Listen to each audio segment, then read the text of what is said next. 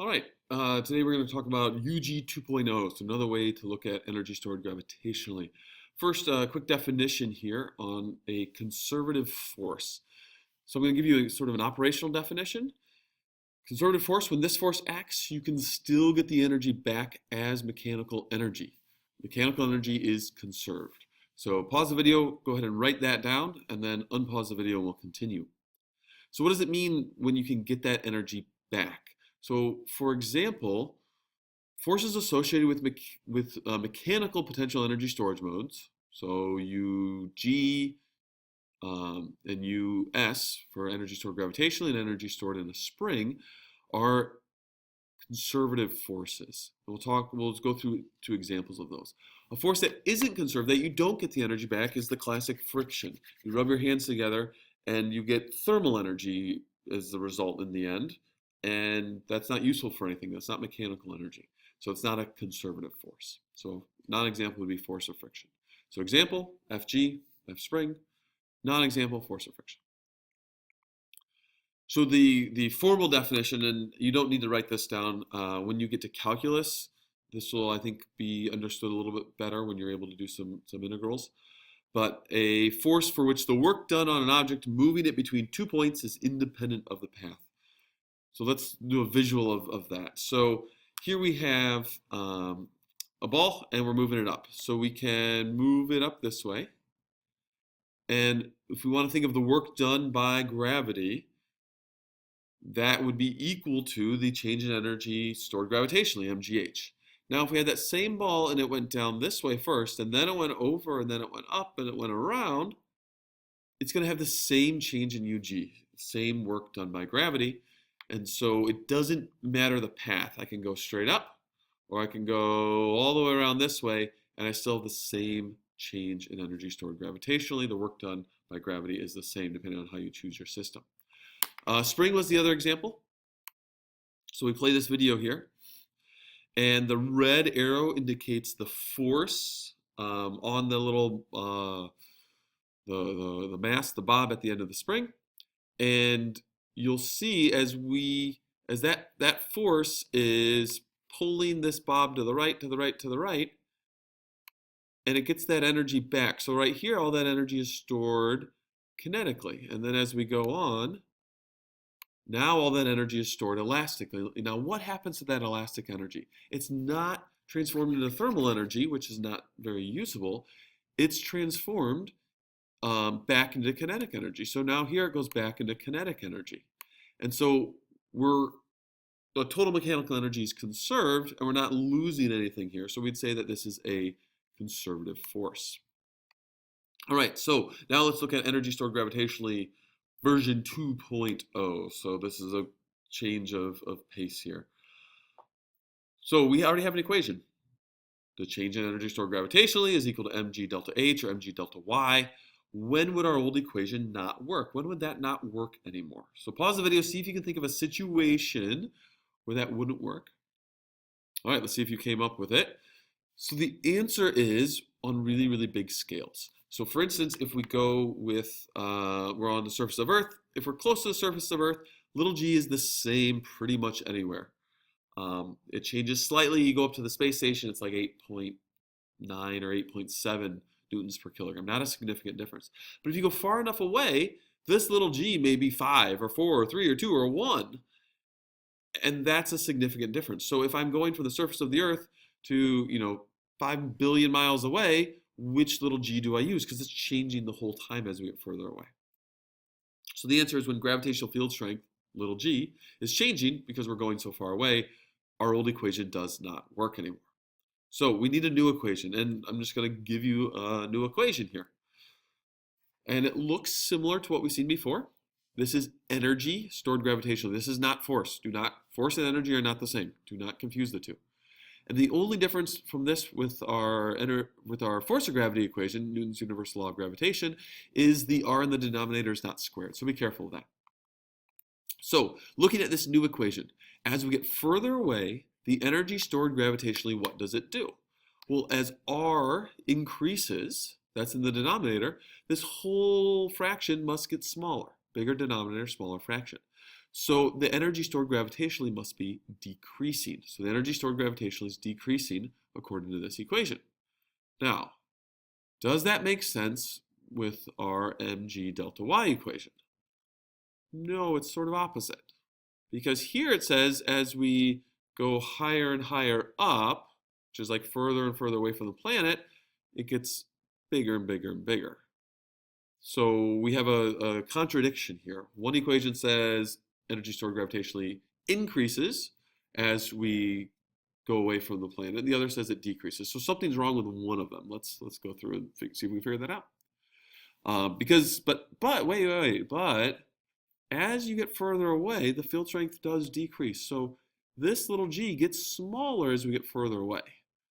But then the y is going up. So maybe there's something there. We haven't figured it out yet, though. So let's see what we can do. So here's our imaginary situation.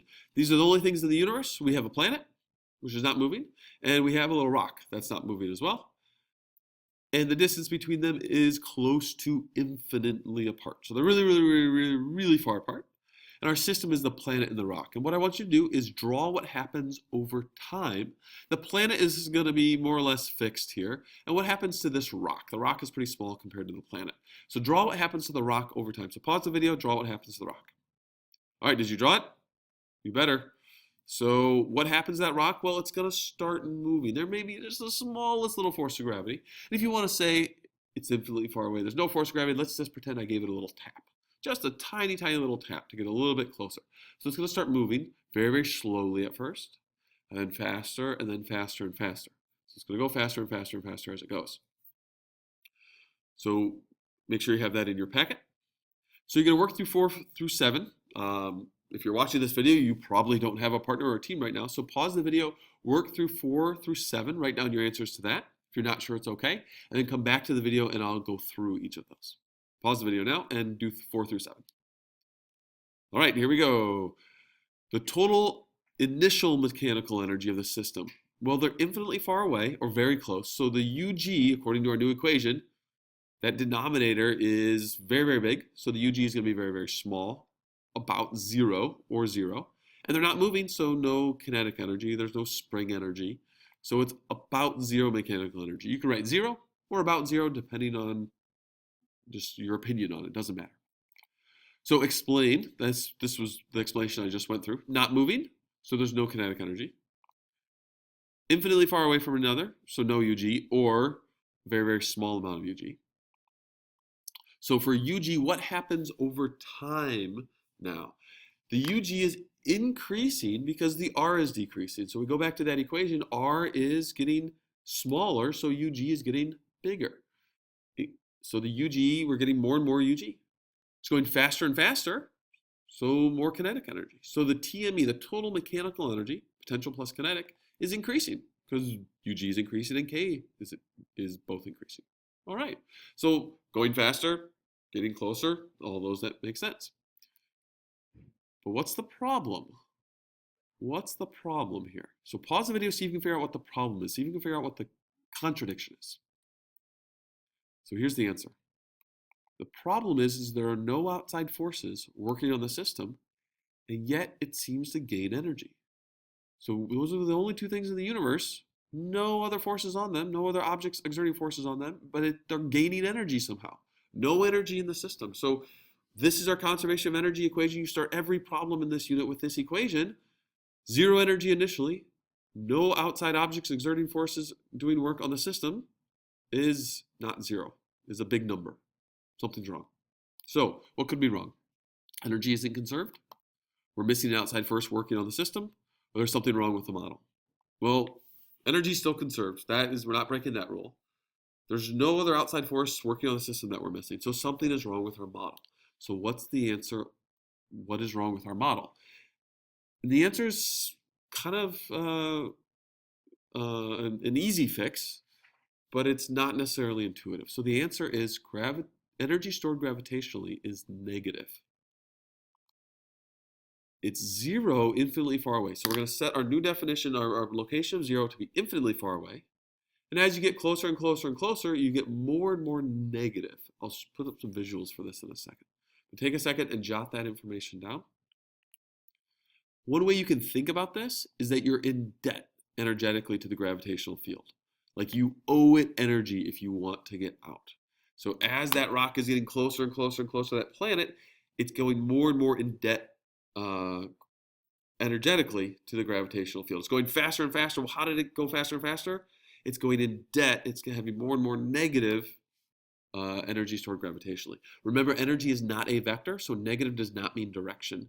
This actually means like negative 10 is smaller than positive 10 when we're thinking about these scalars here. So on the equation, put a negative sign out front.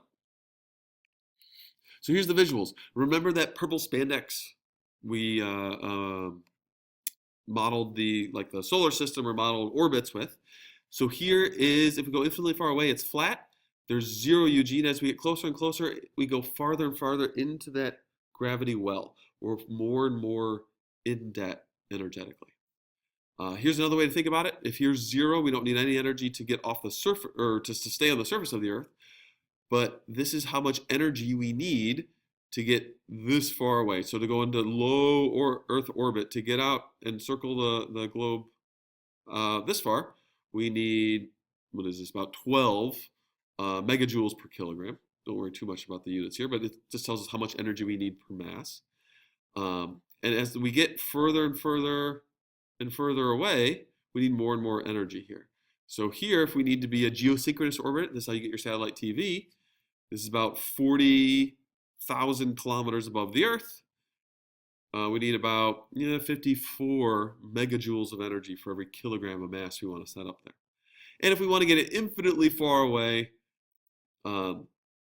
we got to go way, way out here, and we got to get about 62 megajoules of energy per kilogram. All right, so here's the comic on the front of your packet, and you can kind of look at that, and these are just gravity wells. So if you want to get away from Jupiter, you'd have to climb all the way out of this hill. So does this contradict our equation, delta UG equals mg delta H? No, it doesn't. The UG still decreases. It gets more negative. So UG still decreases. It gets more negative when you get closer. So remember when we said this was a delta H and we could put UG to be 0 whenever we want? We still can. And so if we put 0 here, we go up. Now we're positive UG. That's fine. But if we put 0 here, we go down. Now we're negative UG. On the small scale, just put 0 at your lowest point. On the big scale, 0 is infinitely far away. So UG still decreases as we get closer. If we go infinitely far away from the Earth as we get closer, that delta H is getting smaller. We can say we're getting more and more negative. And it still increases. It gets less negative when you go further away. So if we go up, we're still getting bigger. So maybe if this is negative 10 joules, negative 5, negative 4, negative 3, negative 2, we're still increasing. So as I get close to the Earth, I get more and more negative and energy stored gravitationally. As I get further away, it gets positive.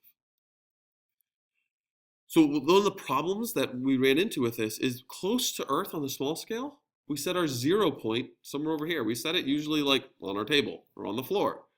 And that works for everything in the small scale. You don't need to change that. But on the big scale, that doesn't work anymore because the equations contradict each other. So on the big scale, we say infinitely far away is 0 UG. And so if we are staying on the same scale, if we're staying close to Earth, you don't have to worry about this at all. But if we're on a big scale, orbiting the sun, the moon going around the Earth, those kind of things, we have to think about energy stored gravitationally being negative. All right, that's the end of the UG 2.0 notes.